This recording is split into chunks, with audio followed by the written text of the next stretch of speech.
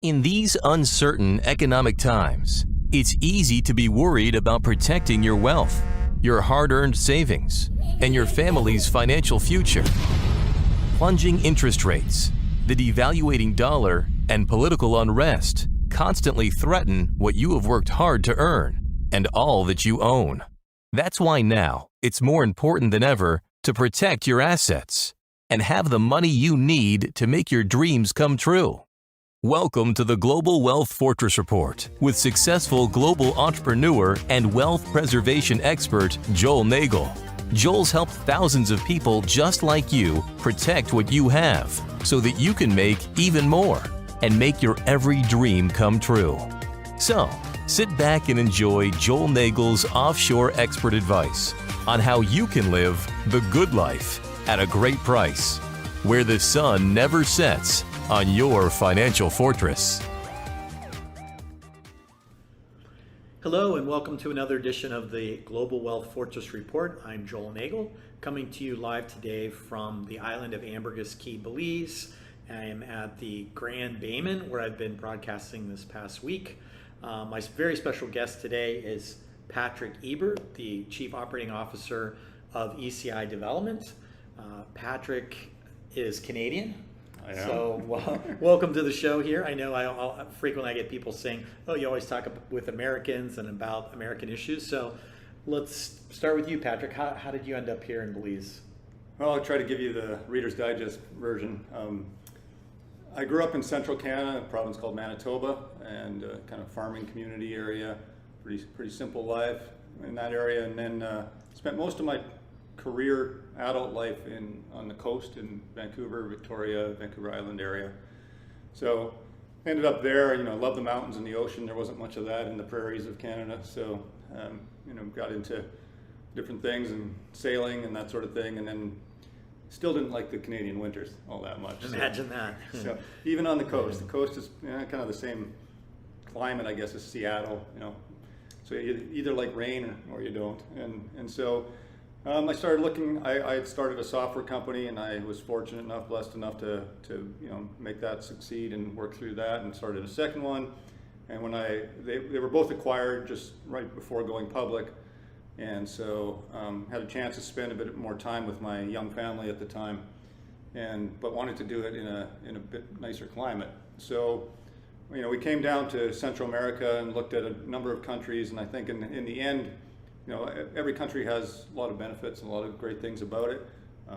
In the end, we kind of decided at that time that it was best for us to just sort of not make permanent home in one place, but spend time in here where we are now in Belize, sometime in Nicaragua, sometime in Costa Rica, sometime in Panama, and then that's worked out a bit of a by today's terms a bit of a digital nomad since then, and my kids are now back in Canada, living there in British Columbia, but down here a large portion of the time because part of their life was spent down here. So.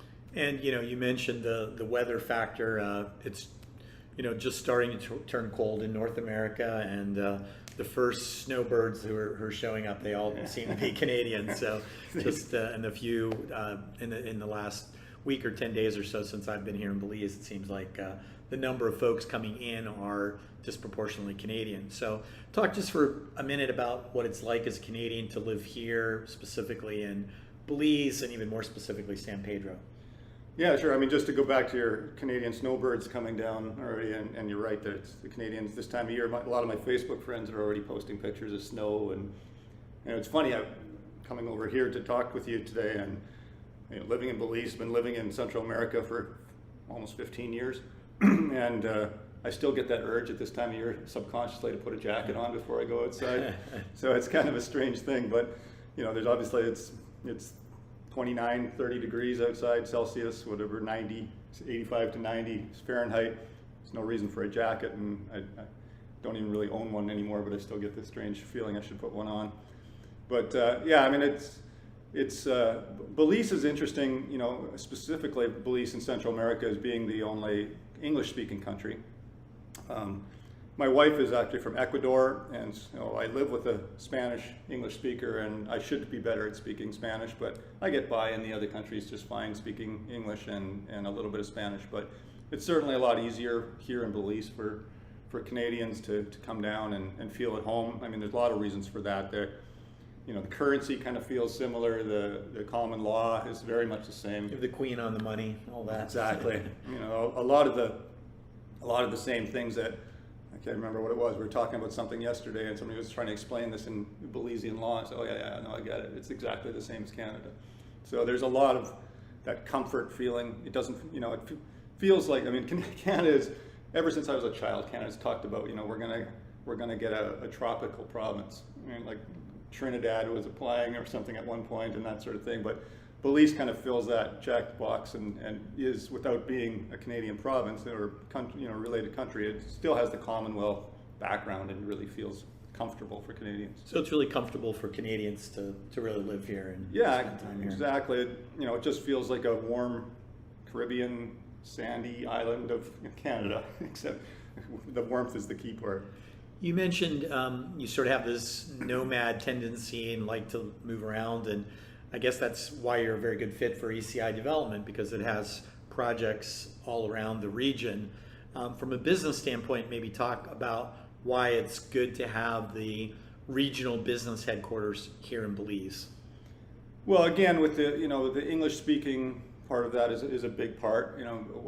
We're close to everywhere here. Really good flight connections. You're also close to the U.S. Probably one of the countries that we deal in with the shortest flights to the U.S. Your pool of employees and staff is pretty good here, and some countries, Belize has done a good job of having higher level of education than some countries. So we can draw a lot from that, and just having the office here is worked out really well. Now, I know one of the things you really spend a lot of your time on has been the development and creation of tiny home communities. Could you just explain that and then talk about the different tiny home communities here in Belize and in some of the other countries around the region? Sure. First of all, ECI has become the de facto standard in terms of creating tiny home eco-communities. And I can explain a little bit about that, but let me explain a little bit about how I got there myself. I mentioned I sold a software company, and first thing I thought you do when you're one of those .com guys is buy a sports car, buy a big home, and those sorts of things, which I did. But soon found out that having a home and having all that space didn't really make me happy. Right? It was just more stress, more things to take care of, more things to go wrong. So eventually, this was happening in Canada, and I downsized in Canada to a smaller home, and then downsized into a condominium, and then eventually downsized into living in a boat. And of all the places I've ever lived in my life, I really enjoyed living on a boat. And so, the thing about this was a sailboat in the ocean, and so the thing about that is you don't have a long extension cord to the shoreline. So you learn very quickly to not only conserve power, water, and those sorts of things, but you need to generate it as well. So I quickly got into sustainability and kind of the eco-friendly side of things. And I like to call myself, kind of coined the term, eco-sensible. I don't think, I know everybody wants to have a smaller footprint and be a good Earth citizen, but I think that comes with, it has to come with a financial benefit or another benefit as well, other than just a feel-good benefit. So I've always liked the concept of sustainability from the standpoint of I don't like to pay a power bill and those sorts of things.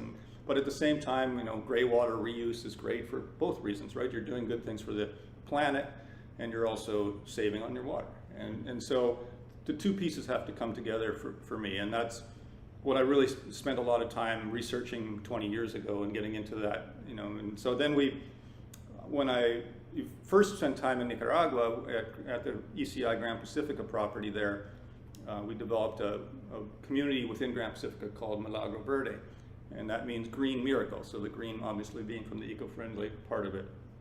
And these were bigger homes. They weren't downsized homes. They were 3,500 square foot type of homes.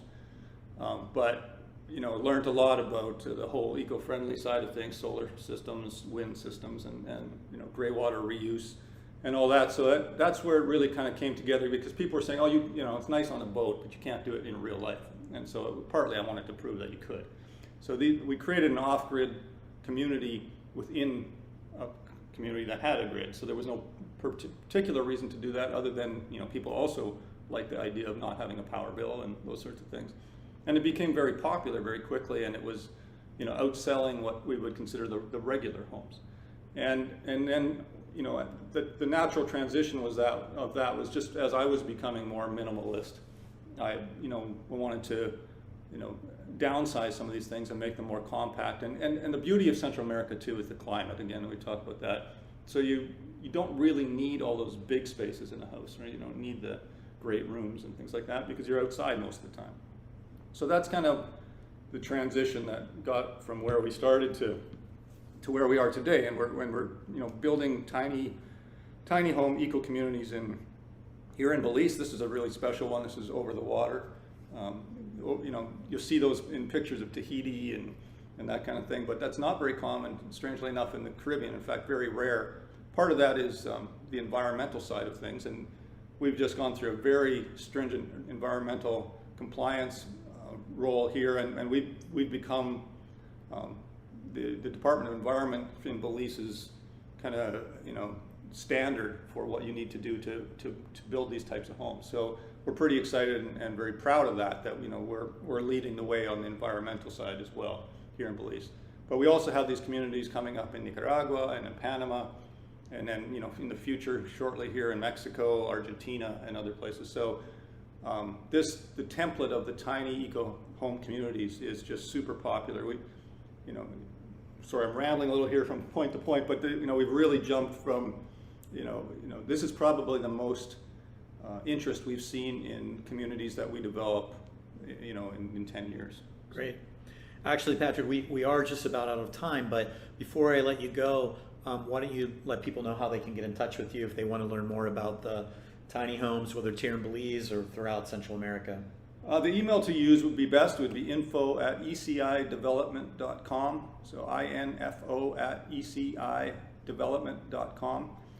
We're more than happy to answer any of your questions, and look forward to hearing from everybody. It's an exciting time. I mean, we're seeing an awful lot of interest in a plan B for people to come down to this area, given everything that's going on in the U.S. and in Canada, and with the viral issue and all that. It's a tough time, but it's also an exciting time for people to come up with a plan B. And Patrick's going to be joining me at the International Asset Protection Conference we have coming up here in about 10 days in Las Vegas. He'll be speaking, a lot more extensively about the tiny homes and have a lot of information. So if you're still thinking about joining us for the conference, and this is a subject that's interesting to you, I hope you'll be able to attend. We have both a live attendance, and we also have a live stream attendance for folks who really can't get to Las Vegas or don't want to venture out given the health challenges with coronavirus and what have you. So on that note, I want to thank you for joining me today on the Global Wealth Fortress Report, and we'll see you next time. Until then, I wish you health, I wish you happiness, and I wish you a wealth that can't be taken away from anyone else. See you next time. Goodbye.